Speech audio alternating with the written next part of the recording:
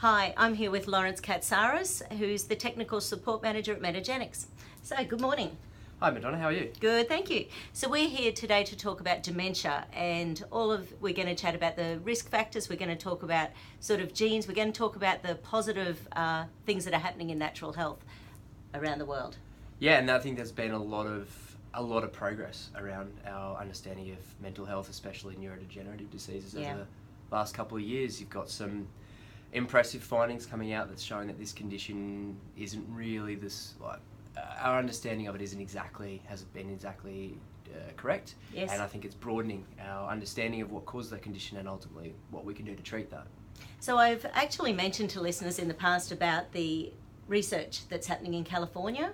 Yeah, so you've got a guy out of California, Dr. Dale Bredesen, and he has been really pioneering the way with the understanding of the process of what's causing Alzheimer's disease and dementia and the treatment of that ultimately. And so he's got a very interesting story where he actually was a molecular biologist actually, and then he started to sort of moving into understanding of neurodegenerative diseases, and then started to go, well, hang on, when we look at this, there's a lot of different causes of what's going on with breaking down the cells in our brain. Right. And he then started to, I guess, with that sort of step back and say, there's a lot of systemic processes that's happening within our body. So what might be happening in someone's health with their diet or their lifestyle or their sleep patterns that's actually really affecting what's taking place in the cells within our brain and the health of their cognition and memory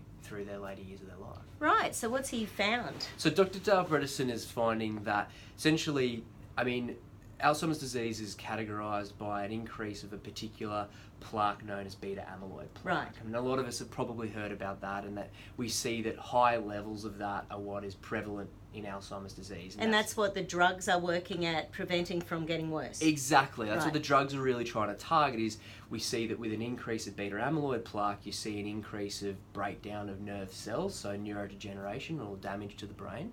And they go, well, if we can limit the beta amyloid plaque, then surely we can limit that neurodegeneration.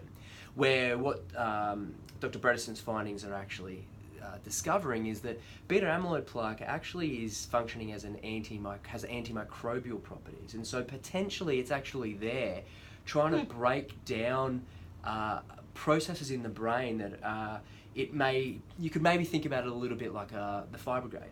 You've got the fire department that will be present when you've got a burning house, right? And they're there to try and put out that fire. But if you were to look at where every time there is a burning house, you'd see the fire brigade, and you'd start to think, well, are they the guys that's causing it? Well, no, they're actually there to try and put it out. Right.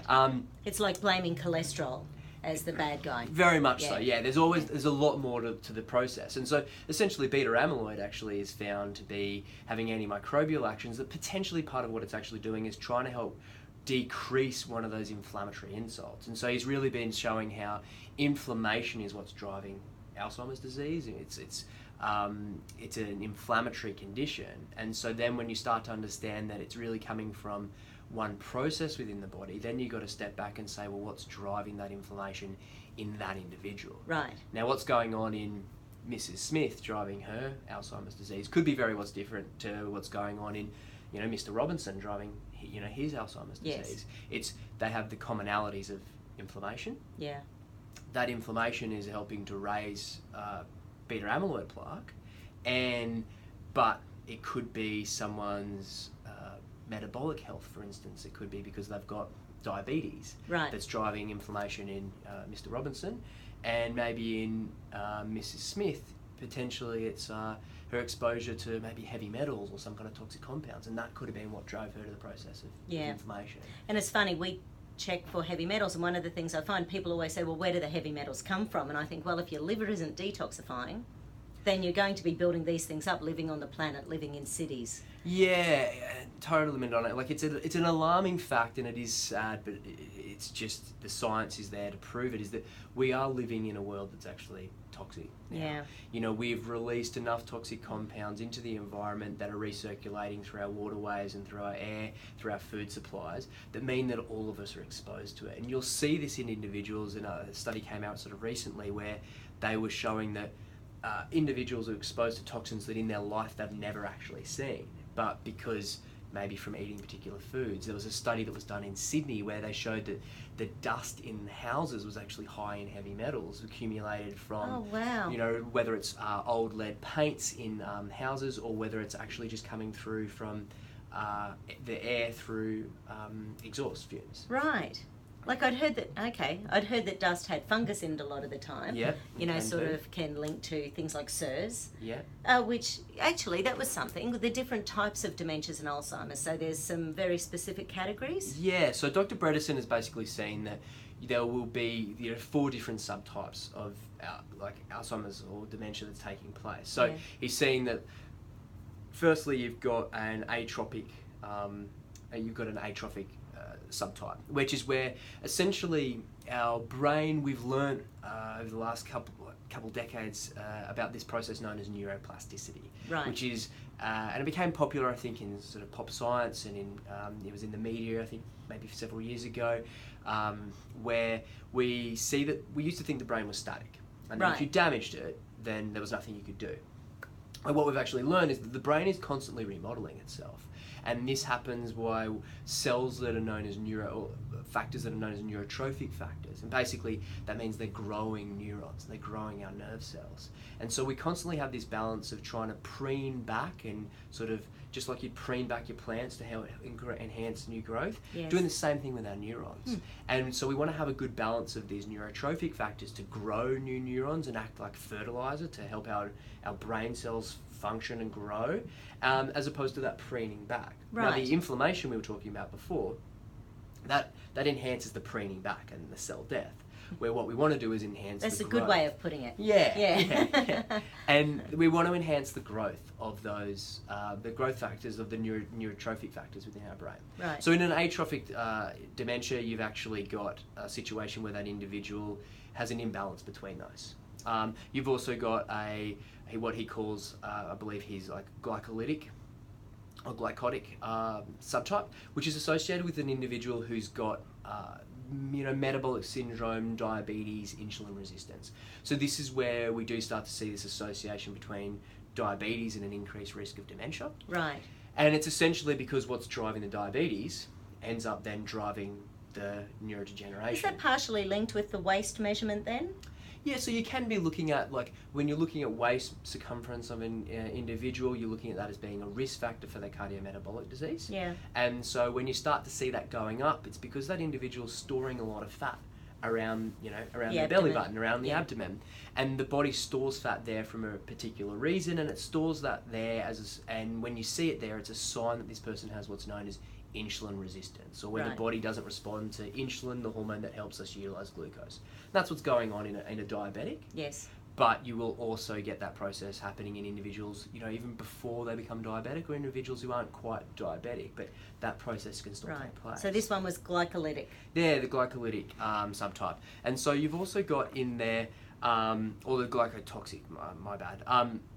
You've also got in there the toxic subtype. So this is an individual, so the heavy metals example. Right. That these heavy metals are actually driving inflammation, and that because of that, then that starts to drive the neurodegeneration. Yeah. Now, those toxins could be heavy metals.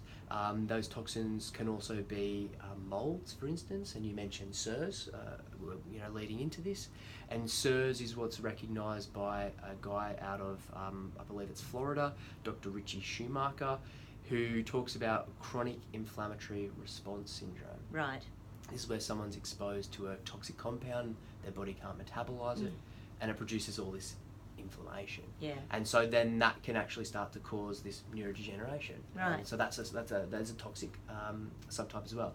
There's a straight inflammatory subtype where you just sort of start to see that from marked inflammation. So this Right. could be where someone has a profound inflammatory disorder. So that could be maybe an autoimmune condition, like maybe someone has Like lupus or rheumatoid arthritis.